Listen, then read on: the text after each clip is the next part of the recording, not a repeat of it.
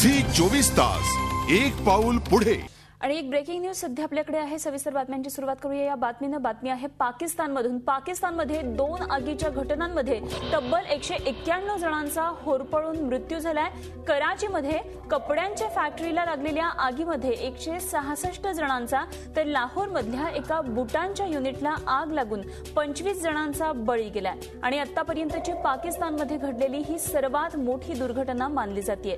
कराचीजवळच्या बाल्डिया शहराजवळ कपड्यांच्या फॅक्टरीतल्या इमारतीला काल संध्याकाळी 6च्या सुमाराला आग लागली होती आणि या इमारतीतून आतापर्यंत 166 मृतदेह बाहेर काढण्यात आलेले आहेत। अजूनही काही जण या इमारतीमध्ये अडकल्याची भीती व्यक्त करण्यात येते आणि त्यामुळे मृतांची संख्याही वाढण्याची शक्यता आहे।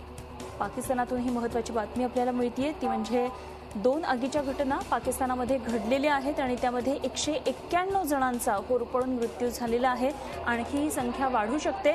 कराचीमध्ये कपड्यांच्या फॅक्टरीला आग लागली होती, त्यामध्ये 166 जणांचा बळी गेल्याची माहिती कळतेय। तर लाहोरमध्ये एका बुटांच्या युनिटला आग लागली आणि या घटनेमध्ये 25 जणांचा बळी गेल्या, होरपळून त्यांचा मृत्यू झालेला आहे। पाकिस्तानात घडलेल्या या सर्वात मोठी दुर्घटना आहे असं म्हणता येईल।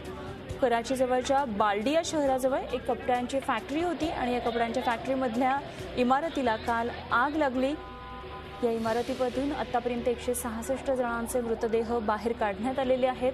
मात्र ही संख्या अजूनही वाढू शकते असं तिथल्या प्रशासनातर्फे सांगण्यात आलेलं आहे। पाकिस्तानातली ही घटना आहे। भीषण आगीमध्ये 191 जणांचा मृत्यू झालेला आहे।